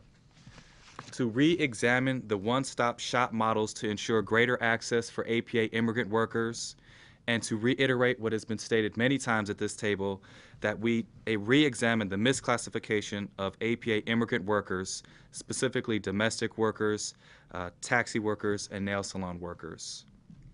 So as we examine some of these specific recommendations for the Department of Labor, we also want to take the time out to acknowledge the incredible work that has been done here. We recognize your proactive and creative approach to protect workers' rights. Specifically, we applaud the We Can Help campaign to safeguard against wage theft, the OSHA Summit focusing on Latino workers and health and safety issues in the building trades, which we know that they face some of the most dangerous work conditions in the country, for identifying a dedicated staff member like Cindy Chen, Special Assistant to the Secretary, committed to APA engagement. It is our understanding that if she is not the only individual within the department, she is one of the only individuals in any department dedicated to APA engagement, and I think that the Secretary deserves special credit for that leadership. And finally, for hosting this roundtable conversation on Asian Pacific American workers' rights. Looking ahead, it is our hope that the DOL would be willing to consider hosting a national summit on Asian Pacific American workers' rights. I know that many other organizations that may not have access to this table are doing critical work to assist in this effort. At AAPI, we plan to convene up to 6 local hearings in the next year targeting New York, Los Angeles, San Francisco, Seattle, Las Vegas, and Houston. We're proud to say that Bharvi is one of the confirmed speakers at our New York hearing on June 5th. We invite the Department of Labor and your local affiliates to fully participate in these hearings. The primary objectives would include to provide a space dedicated to examine workers' rights through a racial justice lens, to advance policy initiatives that strengthen workers' rights at local, state, and federal levels, and finally, to strengthen partnerships between the Department of Labor and Asian Pacific American labor and community organizations. We believe that these local hearings will build the needed capacity and interest to support a national summit focused on Asian Pacific American workers' rights. It should also be noted that AAPI is organizing our next biennial convention from July 22nd through 24th in 2011 in Oakland, California, where we will mobilize hundreds of APA union members, allies, and workers. We believe this would serve as an ideal opportunity to partner with the Department of Labor as well as many of our other advocates. In closing, thank you again for convening this critical meeting. While we live and breathe Asian Pacific American workers' rights every day at AAPI, we are grateful for the opportunity to share our thoughts with you during Asian Pacific American Heritage Month. Furthermore, we hope to be able to continue to find innovative projects and solutions to support our shared goals to protect the rights of Asian Pacific American workers and all workers. Thank you. On behalf of the Secretary, I want to thank all my colleagues here at the Department of Labor. We want to thank all of our speakers and workers who have come forward and shared your stories. It's your commitment, it's your hard work on the front lines, it's your courage that that certainly is an inspiration for all of us, and we are going to do as much as we possibly can to work with you and assist you. And we're so happy that you took the time here to share all of this information with us. You should know that you have partners at the Department of Labor. And now I'd like to open it up for discussion, and I think the Secretary, Nancy, the Secretary would like you to talk a little bit about your We Can Help campaign and wage theft. Yes, if you would, Nancy, please. I'd be This happy is to. Nancy Lepping, my colleague who heads Wage and Hour. Thank you all for coming. It's Hold the mic up, would you, Nancy? Thank you for coming. Thank you all for coming.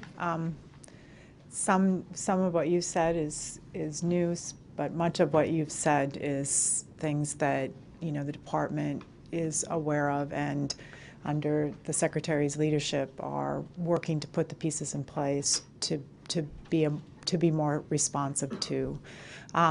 In that effort, particularly in to provide employees with a voice in the workplace and to understand that they do have rights, and that there are people, whether at the Department of Labor or in many of your organizations, to provide them with assistance. Often you need to know first that you have those rights and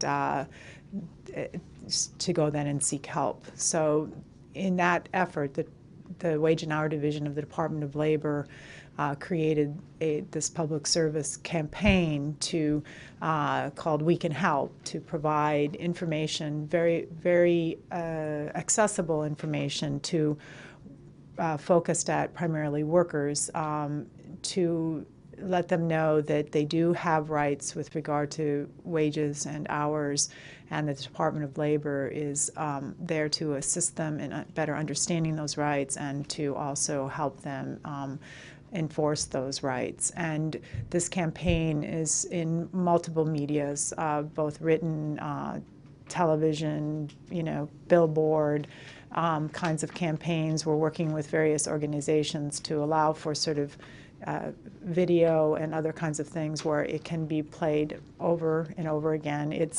We are working to put it out in multiple languages, including Chinese, Vietnamese, Lao, Filipino languages, and as many dialects as we can. And in that effort, we've also built on our very strong recruitment of investigators that are proficient in languages other than English, and have begun to, I think 60% now of the investigators in Wage and Hour are fluent in a language other than in addition to English.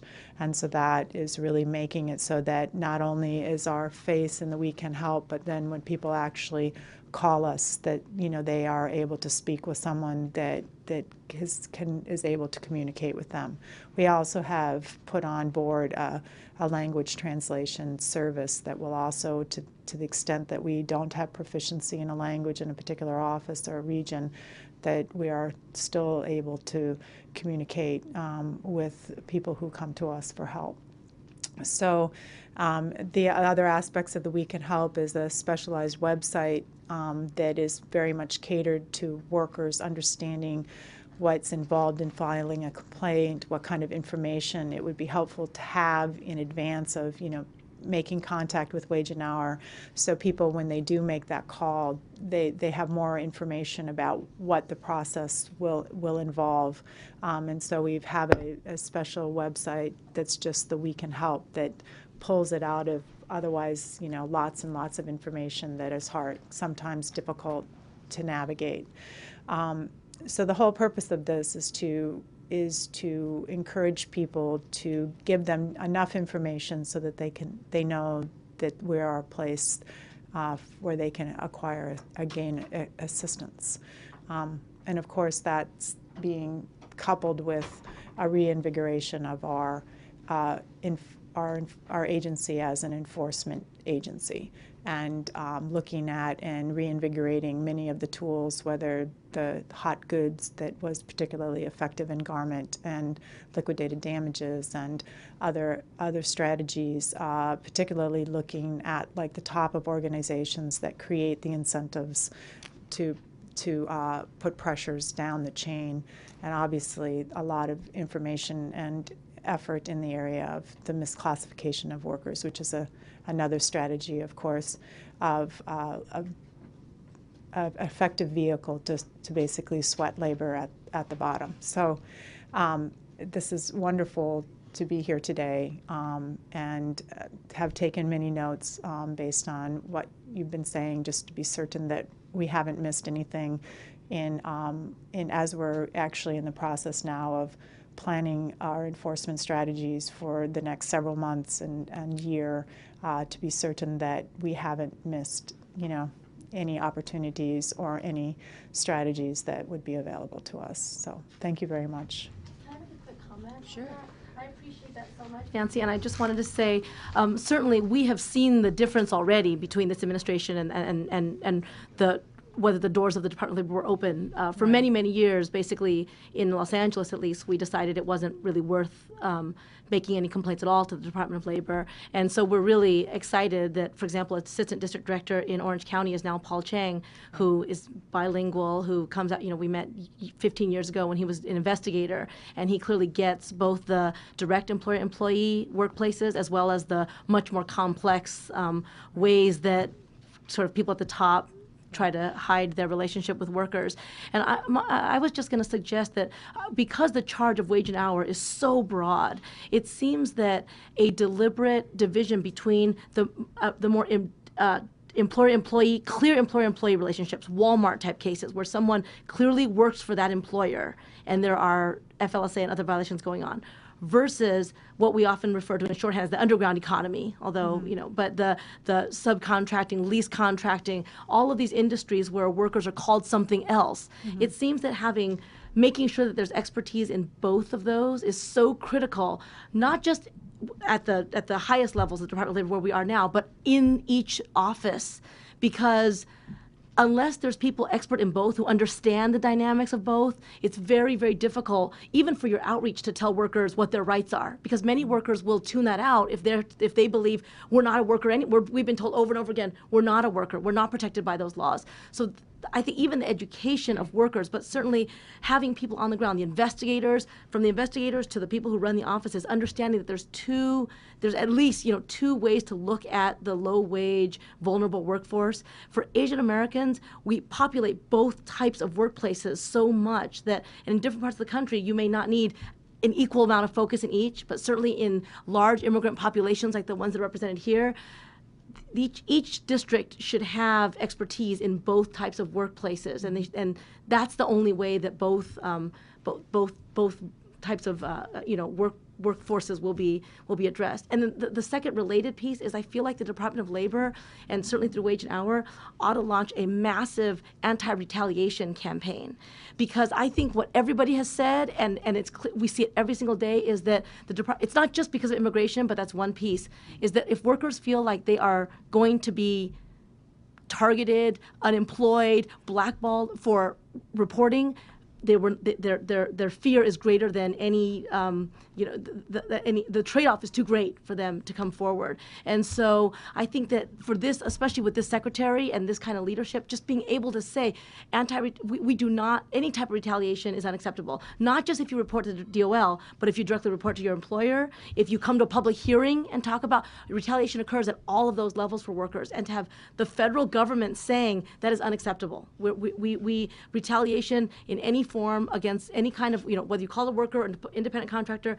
is not acceptable. I think that message is not out there for workers, and this is the time to do it. And actually, go ahead. Sure. Yes. I think what Julie said is really critical. At the same time, we really need to have a comprehensive approach. Department of Labor cannot be seen as an enforcement agency only. It really needs to be a comprehensive education, leadership development, so that especially low-wage workers need to exercise their rights and collectively. So Department of Labor needs to be seen more, in ally with a community-based organization. Thank you. Thank you both. And I just wanted to underscore what Julie was saying, particularly like with the AAPI community. If they are told that they're not a worker, they're an independent contractor, then the assumption is that's what they believe, because many of the people that they work for may also be immigrants who are Asian, and so they don't even question it. So there's a lot of that education that needs to go on. But I also just wanted to point out that the language proficiency and language access is so absolutely critical. And because OFCCP, the agency that I work at, is hiring 200 people, one of the things we're trying to do is hire language minorities so that we have people who are the compliance officers who have the language proficiency, who can then actually kind of do the outreach, do the investigations, conduct the investigations. So if you know of people who want to come work at OFCCP, you should let us know. And we're also working very much not only on AAPI issues, issues from in terms of immigrant workers, but also the whole range for under the executive order, and also discrimination on the basis of ethnicity, which is kind of just a much broader, as well as representing all workers, including undocumented workers. So there's a lot going on, and I think that's going on throughout all of the agencies. What I'd like is if I could ask my colleague, the Deputy Assistant Secretary from ETA, to talk a little bit about what ETA is doing right now. So, Jerry? I've been asked to talk a little bit about what we're doing, but principally around the oil spill, and I apologize for being a little late. But I think the issues that you've just opened up are very applicable. The administration has just sent up a piece of legislation because the authorizing legislation that we have right now requires an emergency declaration for us to be able to provide special unemployment assistance to workers who would not qualify for unemployment insurance, all of the independent fishermen who are contractors down in the Gulf, and others who perhaps may load boats or equipment or take off equipment and fish, and others. So what we have proposed is to create a new federal program of unemployment assistance that would be delivered by the states in partnership with the states for workers who are unemployed as a result of the oil spill, as a result of a spill of national significance. And this is the difference. It's not the formal declaration. And who have no entitlement to other unemployment assistance. So that proposal went up on Tuesday to the Congress. And assuming that this is enacted following the enactment of it, states will have an option to participate and must enter an agreement with the Secretary to administer that program. And it's designed to operate very similarly to the program that we have now called Disaster Unemployment Assistance under the particular Stafford Act. And the only difference is that the states will work collaboratively with the responsible party, and that to eliminate the duplication of payments, to set the stage for the responsible party's reimbursement of costs to states for the administration of the program and for the claims paid as well as services through the federal government as well. And it will require another agreement with the Secretary and the responsible party in the states to figure out how to minimize duplication, if you will, duplicate payments, and establish some time frames to meet the costs that are incurred. So eligible individuals would be people who are unemployed, as I said, as a result of the oil spill, and have no rights to any other state or federal unemployment compensation. And this serves everyone who is self-employed. So we think this is very important, and it leads into the next thing we're doing, which is we've proposed amendments under this legislative proposal to provide individuals, families, and small businesses that are affected by the oil spill with quick and easy access to information and services, and offer employment and training services to facilitate economic recovery. So it amends our current act so that states can apply for oil spill related national emergency grants. And what's important about this is the approach is no wrong door and try and reduce all the bottlenecks. So it would enable states to increase the capacity of their one-stop delivery systems, whether it's those paid for by the Department of Labor Act, or whether they're community organizations, whether they're social service offices, whether they're post offices, but to expand access to information and services that individuals need. Actually, we learned that the local areas in Louisiana, 2 Saturdays ago, which was right after the spill, they had already decided that they were going to bring into their one-stops down in the affected counties, or parishes, excuse me, social services so that people could apply for food stamps or SNAP, as it's known now, that they could apply for Medicaid if they needed that for their families. They could get information on how to apply for unemployment insurance or apply to the responsible party for insurance. So, in essence, trying to figure out a way to build on what states and local communities are doing. And one of the biggest concerns that we had, and actually OSHA workers down on sites, as well as the governors and our workforce system said, they really were supporting what Secretary Solis had been so concerned about. She said to us, make sure that the information and the training is provided in the language appropriate to the individuals, and make sure that you get the message across to everybody that they should be hiring those local affected individuals. So this has gone out loud and clear, and OSHA has provided some of its initial information to go through our one-stop service system, as well as the training in Vietnamese, which is very important in Louisiana, Spanish, which is quite important in Mississippi, and Tagalog, which is the third language which is coming up. So we just wanted to let you know those are some of the things that we're trying to do now to make sure people have access to information and services. And for those of you that have connections and can get information back to us, keep feeding the information here. We need to make sure that this is working for everybody. Thank you. Are there any questions for Jerry? Yes. I have a question to some of the service organizations.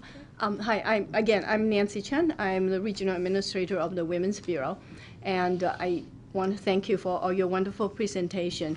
And as I was listening to you, the first thing I thought was the Women's Bureau was created 90 years ago by Congress exactly for the reason was to protect women who were exploited in the in the sweatshops. And here in the 21st century, we're still hearing about the plight of these women. I mean, and we first I want to thank you for all your services. I also want to ask Julie and Young and Lillian, because you serve a lot of women for domestic workers. The Women's Bureau in Chicago, years ago, I would say 9 years ago, we worked with the Wage and Hour a great deal, actually doing outreach, educating immigrants and women on workers' rights. And one of the things that we heard was that, you know, you probably work a lot with your community-based organizations, you know, whether it's Chinese community, Korean community, Filipino communities. There's a sense from these workers' justice centers telling us is that these communities, the community-based organizations, while they're very eager, say, providing educational workshops on immigration, on other legal matters, but very reluctant in talking about the workers' rights, especially on the wage hour issues, because their supporters, their patrons are the ones, the violators of these laws. So I just wonder whether that happens to you, and how do you handle that? Because I think it is important that in addition to working with the Department of Labor, that it is very important how that we can disseminate that information throughout our communities, and that certainly community-based organizations are the great resources that if they can cooperate and work with us. So my question is that actually not just three of you, anyone can answer that. How do you work with organizations to disseminate and ask them to cooperate to help to educate the workers? Does anybody want to? We don't actually have very close relationships with the owners of these home care facilities, and we have been trying to work through the church in that community. There's a Catholic church where the parishioners are like 80% Filipino, and probably both the owners and the workers attend this church. The priest at this particular church is very sensitive to the needs of workers and has been encouraging in terms of coming to us when workers come to him about violations.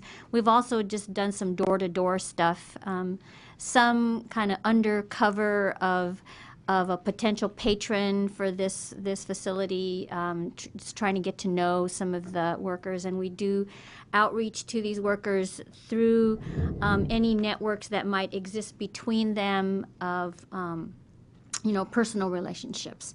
So we don't, in terms of our own work, we don't see that as a contradiction. We don't find that there is, we don't care if we offend the owners because we're really more concerned about the more vulnerable in the community. Actually, before we start taking some questions from people who are listening outside of this room, I was wondering if Phil, Tom, you could talk a little bit about your new project here, because it's really, I think you'll be the person working with a lot of the advocates here. So if you could talk a little bit about your launching of your. Okay. Well, I'm in week 7 of my new role, so I'll talk from that experience. Again, working with the Office of Public Engagement, Dr.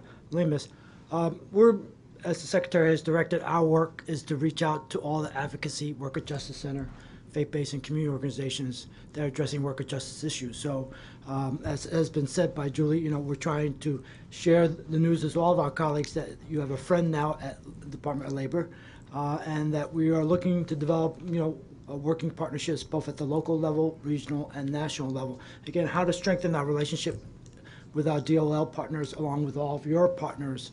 Again, how to really develop a much more coordinated, effective outreach strategy with your organizations and with workers.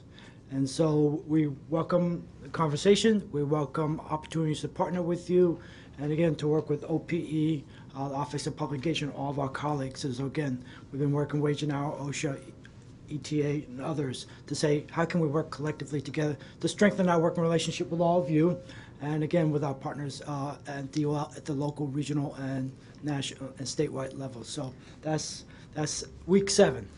Well, we just want to highlight and underscore, first of all, how happy I am that Phil is here with Ben Siegel to work on this. But this is an ongoing dialogue. This is just one of several conversations we hope to have. And we really need you to keep us informed and let us know what's happening on the ground. And Phil is one way, one conduit, but you should feel free to contact any of the agency heads and their deputies. I think we probably ought to take a couple questions from the web chat, so I'm just going to read this, and then whoever can address it, please do. Amy from Los Altos, California asks, what is being done to address hepatitis B in terms of educating and testing AAPI workers? Uh-oh. Maybe I shouldn't have picked that question. You want me to briefly, Pat? Because I just came from a World Hepatitis Day event at HHS. Yes, please do. I'm by no means the expert, but my understanding is that Dr. Koh is leading that effort. He's the Assistant Secretary for Health, and he has made it a priority in his agency and created an interagency working group. There are a number of barriers, both cultural and just really just around education. It is infectious disease that is preventable if there's more education around getting screened, understanding the disease, and making sure that that community members are screened and tested. One thing that was really interesting, I recently did a web chat with Secretary Locke for API Heritage Month, and we threw out a statistic that 50% of chronic Hep B patients are Asian American, Native Hawaiian, and Pacific Islander. 50%. So, and at the event, one individual talked about how she had, I think, 3 members of her family perish from the disease because of lack of understanding and screening. So, the effort is coming from HHS. And so, at least for the department here to know about it, and they are doing a lot of their education through community health clinics, which is going to be the route specifically for getting that information out, but they are really ramping up and making it more of a priority. So, Okay, yeah. great. Yes. I just wanted to add our own experience. We have health fairs regularly at airport taxi lots. It's the one place where you have thousands of drivers waiting online to be dispatched. And we partner with various community clinics and local hospitals and private practitioners who volunteer their time. We're actually planning to have 2 more coming up this year. But if I have the floor, if I could just make 2 quick points. In relation to Phil's work, I wanted to say particularly for the South Asian community, I think it's really important work because right now, particularly, I think South Asians and Arabs and Muslim workers feel a tremendous sense of being under fire. And, I think going back to what Julie had said earlier, that we need to separate immigration, enforcement from the work of the DOL. Similarly, I think in spaces like mosques, where you have a lot of Homeland Security presence, and I think DOL really needs to be present there to say to the to the men and primarily men who enter those spaces that we don't see everybody as a terrorist, that workers have a right to stand up for themselves, and that by making people feel really racialized, particularly in this very sensitive time period, that they're less likely to really come forward. And I know South Asians, on top of that, are also one of the newer immigrant communities, and not only in the Asian community largely, but generally speaking within the U.S. And so you have a lot of people where there is less English proficiency, and then I think to be so racialized and to feel so targeted in this particular time period.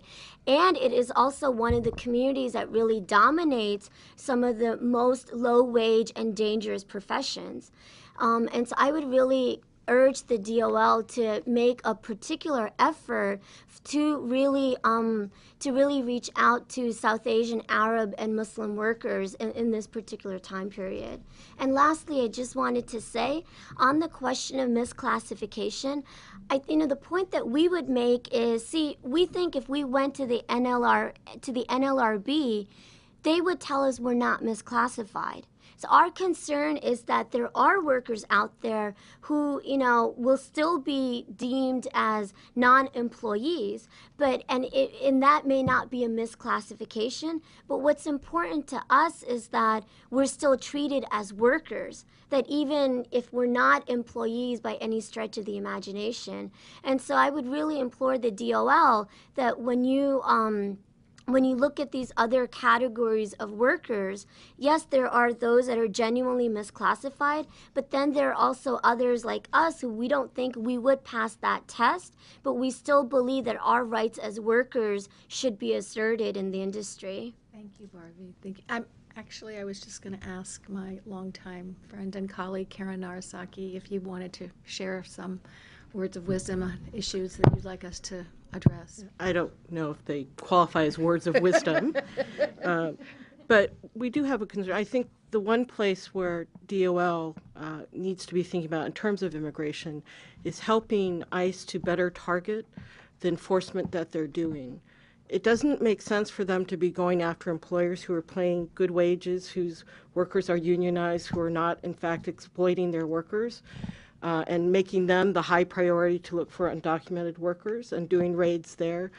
You, with your wage and hour, I'm sure have a hit list of employers who are unscrupulous, who really should be moved up in the targeting list, because when the immigration enforcement is being targeted at the good employers who may have some issues around hiring undocumented, as opposed to the employers who are really using that to pay below the required wages, who are not paying overtime, who are not providing safety, it sends a very bad message to the workers, and I think inhibits your ability to be able to carry out your mission. And the second thing I want to raise is you also will be engaged in the policies around the Workforce Investment Act. And there, it's really important. We've talked a lot about language access, and it's so great to hear you are really focusing attention on that.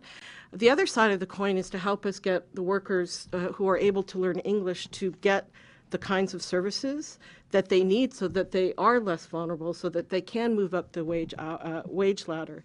And so as we work towards looking at that act and reauthorizing that act, we'd really like to work with you to make sure that the adult English language provisions can really work for the community. There's a lot of need for reform, as well as a need for, obviously, more resources. And finally, I just wanted to applaud the administration for putting a lot more investment in enforcement on both civil rights and labor law enforcement. It's great, and anything that we can do to help you in that mission, we would love to do. Well, no, you go ahead. Karen, thank you so much. Your points are well taken. And if I could just share with the group here, we have undertaken a review now of prior practices that existed in the Clinton administration with respect to DHS and DOL and how we do our labor investigations. And we're working out right now as we're speaking some of the wording and how that will be worked out. We're hoping that we'll have a positive outcome, and we'll certainly keep you abreast of that. And I should mention also that we have, if you're not aware, I don't know if our staff talked about it, the utilization of the U visa also for workers that, obviously some of you here are familiar with that. But we'll be presenting our protocols in the summer, and that will be available too for many of your associates and friends that need to be more aware of that. So we'll be happy to allow for our staff to even come and speak to your groups. If there's a forum that we can participate in, we'll gladly do that. We've already talked about also having, in the context of a larger gathering of APIs as well as our wage and hour, OSHA, kind of a similar event that we did in Houston targeting the vulnerable workers, Latino workers. We understand the importance of also focusing in on this community and really just enlarging our base and having you as our advocates, because you also are our voices, our ears, and you can also help our staff then better target where we make those decisions to go out and investigate. So that's important. And then the other thing you said that was very, very important was WIA reauthorization. And believe me, this last cycle of funding through the Recovery Act monies, we've been able to target particular communities that have, for example, we call it pathways out of poverty, where 15% or higher unemployment is, and you naturally capture the groups that are most vulnerable. We want to do more of that. We would love to have more support on that. And if you're interested in hearing about that, I'm sure our ETA staff can get that information to you. There's a lot of funding that's available right now, too, that will be coming up. There's about $2 billion that will go through the TAA, the Trade Assistant Adjustment Programs, monies that will be funneled through community colleges. We are asking for CBOs and groups to be partners with them. So a lot of what you can do is help us in providing assistance, whether it's workforce related, literacy. Obviously, that is a big factor in our community. So, I mean, we really do want to have your input. If you could put things in writing to us, that would be very helpful, because we're going through that phase right now, and I think that would be very helpful. You might also look to Congressman Honda has a bill around adult English language learning and immigrant integration that has a lot of good ideas in it. So that would be great. And just to let you know, the civil rights community, one of our priorities for the coming year is to try to address the Supreme Court's decision in Hoffman Plastics, which undermines the ability to organize workforces with undocumented immigrants in it. We hope that you will make that one of your priorities as we work with you, because as we all talked about, if we can't really help these communities organize and speak for themselves, they're going to continue to be vulnerable. And if I could just, in closing, because I have to run to another meeting, is just emphasize that the programs that we're undertaking, these new outreach campaigns that we can help, as we've labeled them, we really are, I'm coming out very strongly saying that we are enforcing our laws, and the labor laws of our country provide protection for all workers that are in this country. Legal, or if they have a migration issue, it doesn't matter. We're there to protect them. So if you could help amplify that message and work with us, we would love to have your support and then work with you closely so you can work with our staff at the regional level out where you're located. So I'd really appreciate that. That's where the message isn't quite as consistent as your very, very strong message that we applaud you for. Thank you. Okay. I know the secretary has to go, but if people have time, we could stay a little bit past 3, because I know there's other people who want to make comments. Is that okay, Secretary? Before, Mary Beth, right before you, did you want, yes. Again, my name is Zulaka, and I'm with a national organization called the Southeast Asia Resource Action Center. We also work with populations from Cambodia, Laos, and Vietnam. So I want to applaud the administration for all its work in New Orleans and also BPSOS, just because they've not only been working with Vietnamese fishermen, but Cambodian and Laos, so recognizing the other languages of the fishermen there and the needs there. But I wanted to piggyback off a couple things that just been said, which is around WIA, and I'm really glad someone from ETA is here because I think we're interested in maybe having a separate conversation so that community-based organizations who are running a lot of WIA programs on the ground can really tell you about some of the barriers and challenges they're seeing. So for example, in their placement of people in jobs, they're now having to place people 30 minutes or an hour away from their families, and transportation is a tremendous barrier, and that's been something that I think we'd like to bring up to the department as an issue to kind of funnel through and think about. In addition, I think just hearing more about, actually I didn't even know all of these things were going on in the Department of Labor, so hearing more about how opportunities can happen for our local community-based organizations to be engaged, and that might be, in our sense, a couple of ideas around even a small conference call around grant opportunities or targeted assistance about how they can apply for grants, that kind of stuff I think would be really helpful for our local groups. Well, So. we would be happy to listen to the ideas as well as the issues that that we need to be sensitized to. So that would be great, both for WIA, how do we make it work better for individuals and small businesses, but also how do we, how do we more engage the communities in that? So can we work on that? Yeah, absolutely. Mary Beth? Yeah, just really quickly, Pat.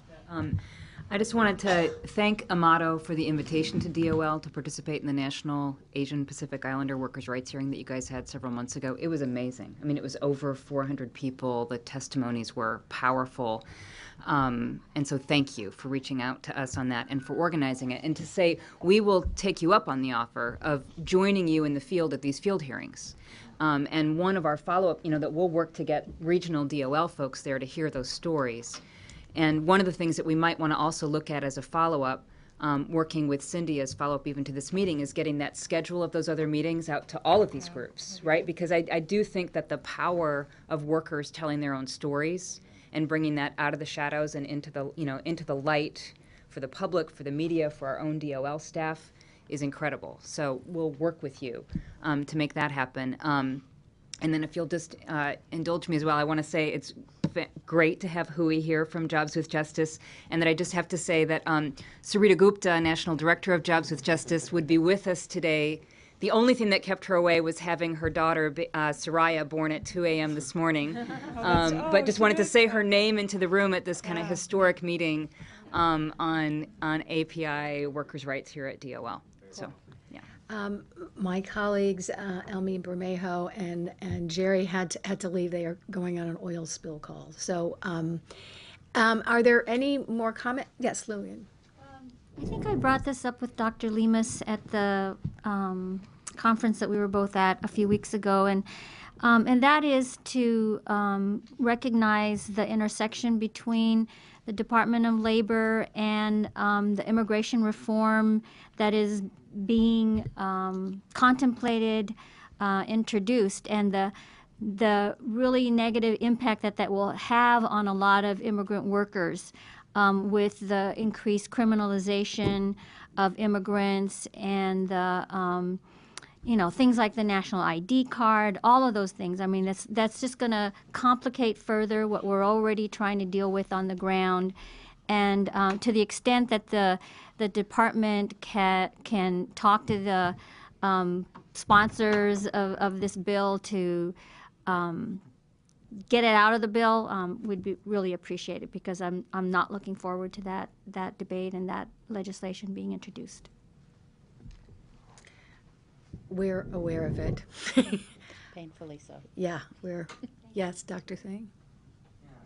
Now I'd like to touch upon the labor trafficking work that we have done over the years. Back in 1999, we brought a case that turned out to be the largest labor trafficking case ever prosecuted by the federal government. It involved Deusa, American Samoa. And since then, there continue to be more workers from overseas being imported to the U.S. To do farm work or welding, not only from Vietnam, also from mainland China and the Philippines and other countries. And we have observed several phenomena here. One is contract switching. So they were asked to sign a contract in their own language in the source country, and as they arrive in the U.S., there's another contract they have to sign. Second, some of the contract provisions are actually violations of human rights using the U.S. standard. The Vietnamese government, for instance, imposed that these workers sign a contract saying that they may not join a labor union in the U.S. They may not get into a romantic relationship with an American. They may not marry an American or local. They may not be pregnant while working in America.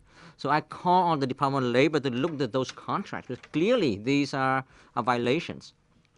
There's also fear, because in several cases they will work on in Houston as well as in Hawaii. These workers were offered in the contract $15 an hour for 8 hours work, but actually they got paid only $10 an hour. And yet they dare not come forth because they had already incurred huge debt in that country.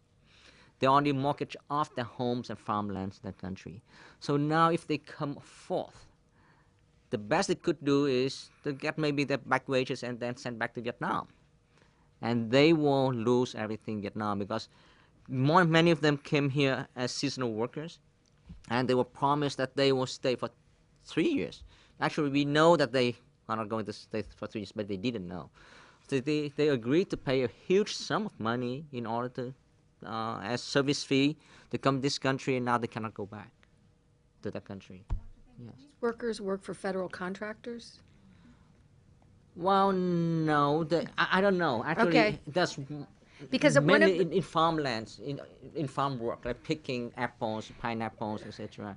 I mean, one of the things that I'd like to just put out there is that many employers are federal contractors. And OFCCP for many, many years was kind of, no one ever really looked to OFCCP as an enforcement agency. But particularly very large employers, I bet you they have a federal contract. And although they may not be violating the law, you need to see OFCCP as an enforcement agency that's just as viable as the EEOC, because you can file a complaint individually. You can bring credible evidence to me as the director, and I can initiate a complaint, or we can find out about violations through our audits, because federal contractors have to comply with affirmative action plans, and they have to ensure that they're not discriminating. And that is oftentimes could be a very effective mechanism for enforcement, because it's not just getting people back pay. We can actually do interim measures like debarment. So please keep that in mind when you're thinking about discrimination under the executive order. It very much parallels discrimination under Title VII, and disability-based discrimination or discrimination based on vets. Finally, I just want to mention, even though we're very young and we've being reestablished, I think a good sense of the work we do is the fact that we have Mia Saika-Chen on our staff down in the Gulf. When we started getting complaints from community organizations about the lack of translation and interpretation services, a host of other things, mainly initially from BP, but also understanding that the federal agencies needed a lot of support as well, because they were dealing with very, very big issues down there. And but we didn't want what happened to the Asian American fishermen post-Katrina to happen to them again, many of them still recovering, both mentally, emotionally, and psychologically. So the idea of conceptually the initiative ensuring, increasing access and participation to federal resources, we could be up here physically in DC, we could also just be on the ground in New Orleans. So just it doesn't mean that we are just here, but the idea that whether it's in language access, it's a huge piece. And I want to recognize OSHA, because after the training they had yesterday, Mia called me and said, OSHA, even though there are issues that you're dealing with BP and making sure that the training is actually appropriate for the fishermen there and not sort of at a certain level and hard to understand, she commended the effort and the genuine concern that individuals had on the ground. So I wanted to recognize your effort, and that really saw you all as an example for what the materials that you had translated. So I do think that we looked at Department of Labor as an example and for your leadership with the initiative, and we look forward to working together with you and the community groups here and the national organizations as well. And I do strongly believe that the first important step is about relationships and building that trust and having that open door and accessibility. The second part is about what are we going to do. And I often talk about our initiative, even though it was created during the Clinton administration, we're in the implementation phase of what we need to be doing with the initiative. So we do have a sense of the issues, but I know people are looking for results. So thank you very much for having us here and being able to participate. Of course, and I wanted to just give a special kind of shout out and thank you to Kieran and to Kate as well. You've kind of taken this initiative by a storm, and you've already undertaken a lot of work. And it's a very important initiative, and it's going to have significant ramifications for all of the federal agencies. I know that the Secretary is supportive in whatever we can do, and so it's the first step of, I think, many steps walking together.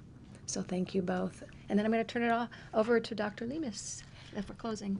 Okay, so I'll be short because we've been here a while. Thank you. I want to thank you. One, you've heard from the Secretary on behalf of her. None of us would be here if it wasn't for her. She pretty much picked us all to come here, and as you can hear from her words, their commitment is there. I also kind of want to do a couple of other things. I want to thank you. I want to thank you for all the work you do. It's incredible, and we can't do what we do without you. You are our eyes and ears, and and I've heard the secretary say this, and the assistant secretaries, even with all the inspectors in the world, there's never going to be enough. Even if we tripled our budget, we still wouldn't have enough folks on the ground. So you guys really help us figure out how to better target and do a better job. And I also want to thank Cindy because she put this together. Cindy actually works for me, but I think I work for her. She really is a passionate advocate. She does a lot of my Latino outreach too. I just want to share that. So I want to summarize a little bit because I heard some really important things here, and I want you to know that we heard you. And the first point is on this concept of globalization and the global economy, and that what we're hearing is it's led, and we see it, it's led to a redistribution of workforce, not only in general, but in specifically in low-wage work. And in some ways, it has also, because of the nature of the economy and how corporations move, it's changed how things are done. So we have contractors, we have subcontractors, we have all kinds of different levels, and we have false contracts, which I'm not sure who said that. You did. And that's something I think that we really need to pay close attention to. The misclassification issue is critical. We are all definitely working towards doing something. We're trying to figure out what the best pathways are. A lot of conversations are taking place. Mary Beth, who left, has really been taking the lead on all of that. And the other thing is, I think that it's clear that the real beneficiaries are these big fish out there, and we don't really see them being always held accountable. And it's oftentimes the person lower down on the chain, and it doesn't necessarily address the problem. So these are things for us to think about as we look at the targeting, et cetera. The other issue that I heard loud and clear is this, and it parallels that, it's this link between this low-wage segment of workers and immigration, and that we must, we're going to have to address both together, and how that happens is going to be complex. We don't actually take the lead on that. It is the Senate. But to your point, we do vocalize our opinions, right, Pat? And also that globalization, to that point on immigration, it's not just about the movement of corporations, it's the movement of workers. And a lot of abuses are taking place as a result in areas related to safety, wage theft, job insecurity, genderization of jobs, and misclassification, as I already mentioned, creations of underground economies. And that's on the upper scale. On the lower scale, we have human trafficking. we have indentured servitude, and we still see modern-day slavery, which is something that I think we're all very conscious of. Like the Secretary said, we were in Immokalee, and we were there at a museum on modern-day slavery that just was formed. So these things are alive, and unfortunately, I'm not going to say they're well.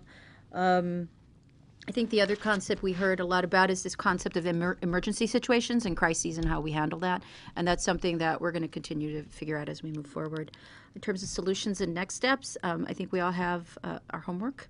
I think we're looking at review of agency outreach. This is already going. Review of regulations, as you've all suggested. I think this will continue. You've heard there's been hiring of bilingual and multilingual staff. That will also continue. I think we also need to raise awareness, not only externally but internally, about how important language and culture is, so we can move forward. I mean, there's a lot more issues. Oh, well, this is important.